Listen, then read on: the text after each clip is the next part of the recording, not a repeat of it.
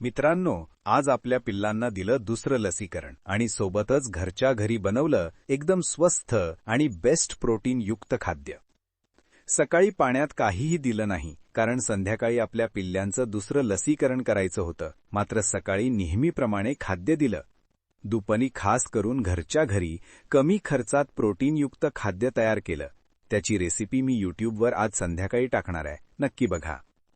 हे बघा, गंबोरो लस 2 बाटल्या मिळतात, एकामध्ये पाणी आणि दुसऱ्यात पावडर. सगळ्यात आधी आपण पाण्याची बाटलीतून पाणी इंजेक्शननं काढून घ्यायची आणि थेट पावडरच्या बाटलीत टाकायची. नंतर हे चांगलं हलवून मिक्स करायचं. आता ड्रॉपरने औषध काढून एक पिल्लाला घ्यायचं आणि सरळ त्याच्या डोळ्यात एक थेंब टाकायचा. झालं. अशा पद्धतीने मी सगळ्या पिल्ल्यांचं लसीकरण पूर्ण केलं. लसीकरण झाल्यानंतर रात्री पाण्यात काही सुद्धा दिलं नाही. तर मित्रांनो, तुम्हाला पण जर आपलं हे सिक्रेट प्रोटीनयुक्त खाद्य घरच्या घरी कसं बनवलंय ते बघायचं असेल तर आज संध्याकाळी आपला यूट्यूब व्हिडिओ नक्की बघा. आणि जर ही माहिती तुम्हाला उपयोगी वाटली असेल तर कमेंटमध्ये नक्की कळवा, कारण इथे मिळतंय खरं अनुभवाचं ज्ञान.